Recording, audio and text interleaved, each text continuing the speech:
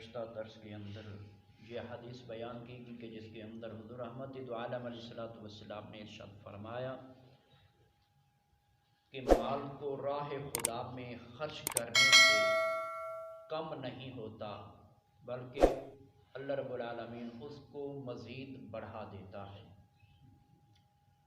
اور پھر فرمایا کہ عفو درگزر کرنا، معافی دے دینا کسی کو کسی کی غلطی پہ، تو فرمایا کہ اس سے بھی بندے کی عزت کے اندر اضافہ ہوتا ہے، کمی نہیں ہوتی۔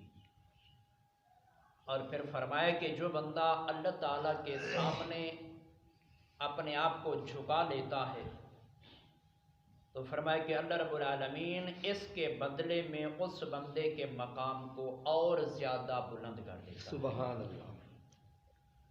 تو ام المومنین حضرت عائشہ صدیقہ رضی اللہ تعالی عنہا فرماتی ہیں کہ تاجدار مدینہ صلی اللہ تعالی علیہ وسلم نے ایک مرتبہ ایک بکری کو ذبح فرمایا۔ ذبح فرمانے کے بعد پھر آقا علیہ الصلوۃ والسلام نے اس کا گوشت تقسیم فرمایا۔ تو کچھ دیر کے بعد ام المومنین حضرت عائشہ صدیقہ رضی اللہ تعالی عنہا سے فرماتی ہیں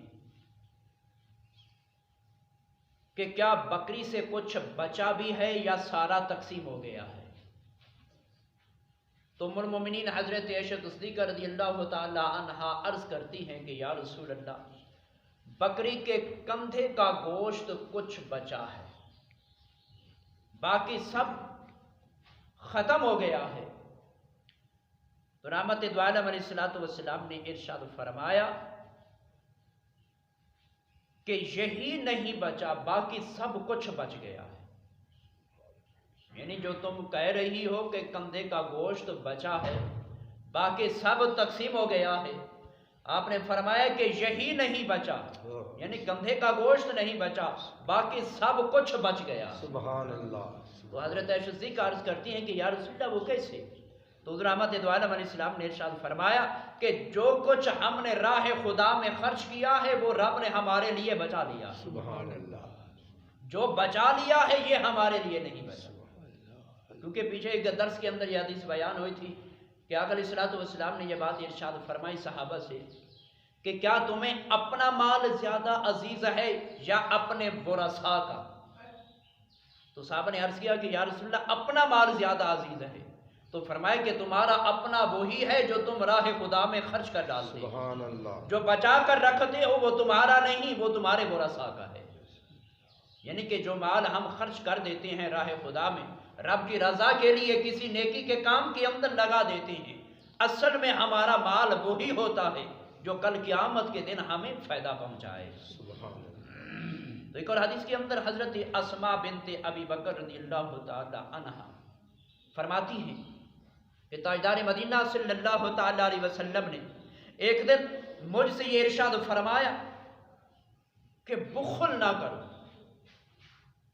فرمایا کہ جو بخل کرتا ہے، بخیلی کرتا ہے، تو اللہ رب العالمین اس کے لیے رزق کے دروازوں کو بند کر دیتا ہے۔ اللہ اکبر، استغفر۔ تو جو مال کو راہ خدا میں خرچ کرتا رہتا ہے تو فرمایا کہ اللہ رب العالمین اس کے لیے پھر اپنی طرف سے رزق کے دروازوں کو کھول دیتا ہے۔ سبحان اللہ۔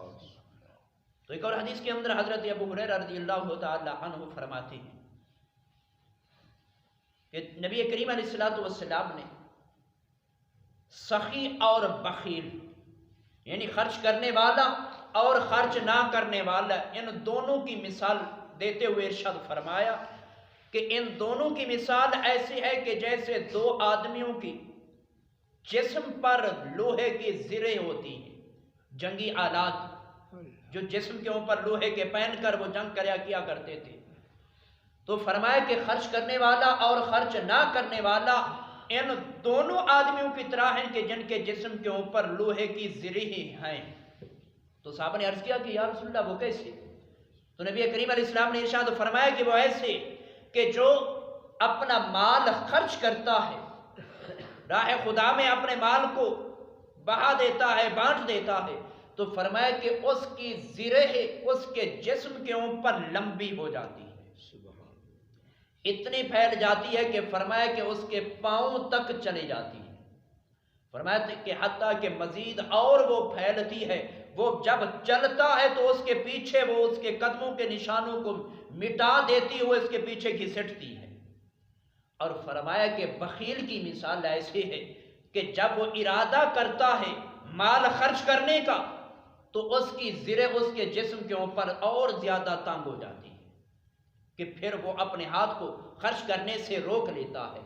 یعنی کہ نبی کریم علیہ السلام نے یہ مثال دے کر یہ بات ہمیں ارشاد فرمائی کہ جو صدقہ خیرات کرتا رہتا ہے تو اس کے اوپر ایک ایسا پردہ آ جاتا ہے کہ اگر وہ گناہ کرتا ہے تو یا تو وہ اس گناہ کو اب صدقہ مٹا دیتا ہے یا اس کے گناہ کے اوپر وہ صدقہ کرنے کی وجہ سے اللہ رب العالمین پردہ ڈال دیتا ہے۔ سبحان اللہ۔ فرمایا کہ جو خرچ نہیں کرتا، ارادہ تو کرتا ہے لیکن ادھر دل کے اندر پھر یہ بات آتی ہے کہ اگر میں نے یہ مال خرچ کر دیا تو میرے تو مال کے اندر اور کمی ہو جائے گی، یعنی کہ اس کے دل جو ہوتا ہے اور زیادہ تنگی محسوس کرتا ہے، یعنی کہ اگر یہ مال خرچ کر دیا تو غربت آ جائے گی، اگر یہ مال خرچ کر دیا تو پھر میرے لیے کیا بچے گا، میرا کیا بنے گا، یعنی کہ جب وہ تنگی محسوس کرتا ہے تو نبی کریم علیہ السلام نے یہ زرے کی ایک مثال دے کر یہ بات ارشاد فرمائی۔ تو آج دیکھ لو کہ جو راہ خدا میں خرچ کرتے ہیں ان کا کیا حال ہے، اور جو راہ خدا میں خرچ نہیں کرتے تو ان کا کیا حال ہے، یعنی کہ مال رہتا نہیں ہے، کسی نہ کسی بہانے مال جیب سے چلا ہی جاتا ہے، لیکن بہتر تو یہی ہے کہ وہ مال جو ہماری جیب سے نکل رہا ہے وہ نیکی کے کام کے اندر خرچ ہو جائے، گناہ کے کام کے اندر خرچ نہ ہو۔ اگر گناہ کے کام کے اندر خرچ ہوگا تو اس مال کا ہم نے پھر حساب دینا ہے۔ گناہ کے مال کے اندر اگر کام کے اندر خرچ کریں گے تو اس روپیے پیسے کی وجہ سے ہمیں کل قیامت کے دن ذلت اور رسوائی اٹھانا پڑے گی۔ اگر وہی روپیہ پیسہ نیکی کے کام کے اندر خرچ کریں گے تو وہی نیکی کے کام کے اندر خرچ ہونے والا روپیہ پیسہ ہمارے لیے ذریعہ نجات بن جائے گا۔ تو رب ذوالجلال کی پاک بارگاہ کے اندر دعا کہ خالق کائنات آمین ان مسائل پر عمل کی توفیق عطا فرمائے، آمین۔ وآخر دعوانا الحمدللہ رب العالمین۔